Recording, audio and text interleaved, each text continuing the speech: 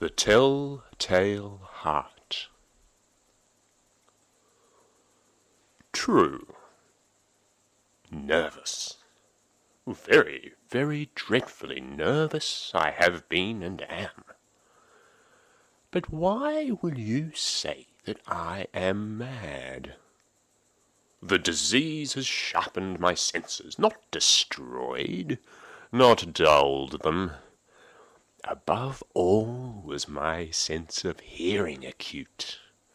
I heard all things in heaven and earth. I heard many things in hell. How then am I mad? Hearken, and observe how healthily, how calmly I can tell you the whole story. It is impossible to say how first the idea entered my brain, but once conceived, it haunted me day and night. Object, there was none. Passion, there was none. I loved the old man. He had never wronged me. He had never given me insult. For his gold, I had no desire. I think it was his eye. Yes, it was this. One of his eyes resembled that of a vulture. A pale blue eye, with a film over it, and whenever it fell upon me, my blood ran cold. And so, by degrees, very gradually, I made up my mind to take the life of the old man, and thus rid myself of the eye forever. Now this is the point. You fancy me mad. Madmen know nothing, but you should have seen me. You should have seen how wisely I proceeded, with what caution, with what foresight, with what dissimulation I went to work. I was never kinder to the old man during the whole week before I killed him. And every night, about midnight, I turned the latch of his door and opened it, oh, so gently. And then, when I had made an opening sufficient for my head, I put in a dark lantern, all closed so that no light shone out. And then I thrust in my head. Oh, you would have laughed to see how cunningly I thrust it in. I moved it slowly, very, very slowly, so that I might not disturb the old man's sleep. It took me an hour to place my whole head within the opening, so far I could see him as he lay upon his bed. Ha ha! Would a madman have been so wise as this? And then, when my head was well in the room, I undid the lantern cautiously, oh, so cautiously, for the hinges creaked. I undid it just so much that a single thin ray fell upon the vulture eye. And this I did for 7 long nights, every night just at midnight. But I found the eye always closed, so it was impossible to do the work. For it was not the old man who vexed me, but his evil eye. And every morning, when the day broke, I went boldly into his chamber, and spoke courageously to him, calling him by name in a hearty tone, and inquiring how he had spent the night. So you see, he would have been a very profound old man indeed to suspect that every night, just at 12, I looked in upon him while he slept. Upon the 8th night, I was more than usually cautious in opening the door. A watcher's minute hand moves more quickly than did mine. Never before that night had I felt the extent of my own powers, of my sagacity. I could scarcely contain my feelings of triumph. To think that there I was, opening the door, little by little, and he did not even dream of my secret deeds or thoughts. I fairly chuckled at the idea. Perhaps he heard me, for he moved on the bed suddenly, as if startled. Now you might think I drew back, but no. His room was black as pitch with the thick darkness, for the shutters were close fastened, through fear of robbers. And so I knew that he could not see the opening of the door, and I kept pushing it on, steadily, steadily. I had my head in, and was about to open the lantern, when my thumb slipped on the tin fastening, and the old man sprang up in bed, crying out, "Who's there?" I kept quite still and said nothing. For a whole hour I did not move a muscle. And in the meantime I did not hear him lie down. He was still sitting up in bed listening, just as I have done night after night, hearkening to the death watchers in the wall. Presently I heard a slight groan, and I knew it was the groan of mortal terror. It was not a groan of grief or pain, oh no. It was the low, stifled sound that arises from the bottom of the soul when overcharged with awe. I knew the sound well. Many a night, just at midnight, when all the world slept, it has welled up from my own bosom, deepening with its dreadful echo the terrors that distracted me. I say I knew it well. I knew what the old man felt, and pitied him, though I chuckled at heart. I knew that he had been lying awake ever since the first slight noise when he had turned in the bed. His fears had been ever since growing upon him. He had been trying to fancy them causeless, but could not. He had been saying to himself, "Oh, it's nothing but the wind in the chimney. It's only a mouse crossing the floor. Or it is merely a cricket, which has made a single chirp." Yes, he had been trying to comfort himself with all these suppositions. But he had found all in vain. All in vain, because death, in approaching him, had stalked with his black shadow before him, and enveloped the victim.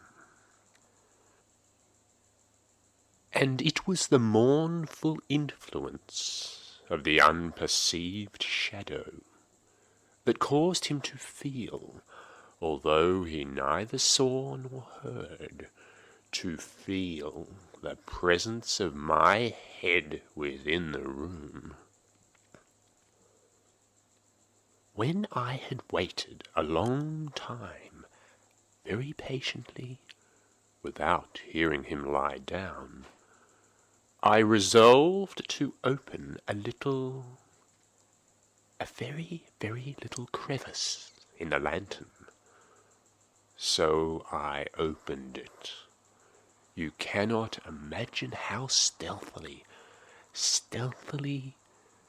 until at length a single dim ray, like the thread of a spider, shot out from the crevice and full upon the vulture eye. It was open, wide open, and I grew furious as I gazed upon it. I saw it with perfect distinctness, all a dull blue, with a hideous veil over it that chilled the very marrow of my bones. But I could see nothing else of the old man's face or person, for I had directed the ray as if by instinct precisely on that damned spot. And now, have I not told you that what you mistake for madness is but an over-acuteness of the senses? Now, I say there came to my ears a low, dull, quick sound, such as a watch makes when enveloped in cotton. I knew that sound well, too. It was the beating of the old man's heart. It increased my fury, as the beating of a drum stimulates the soldier to courage. But even yet I refrained and kept still. I scarcely breathed. I held the lantern motionless. I tried how steadily I could maintain the ray upon the eye. Meantime, the hellish tattoo of the heart increased. It grew quicker and quicker, and louder every instant. The old man's terror must have been extreme. It grew louder, I say, louder every moment. Do you mark me well? I have told you that I am nervous. So I am. And now, at that dead hour of night, amid the dreadful silence of that old house, so strange a noise as this excited me to uncontrollable terror. Yet, for some minutes longer, I refrained and stood still. But the beating grew louder. I thought the heart must burst. And now a new anxiety seized me. The sound would be heard by a neighbour. The old man's hour had come. With a loud yell, I threw open the lantern and leapt into the room. He shrieked once only, and in an instant I dragged him to the floor and pulled the heavy bed over him. I then smiled gaily to find the deed so far done. But for many minutes the heart beat on with a muffled sound. This, however, did not vex me. It would not be heard through a wall, and at length it ceased. The old man was dead. I removed the bed and examined the corpse. Yes, he was stone dead.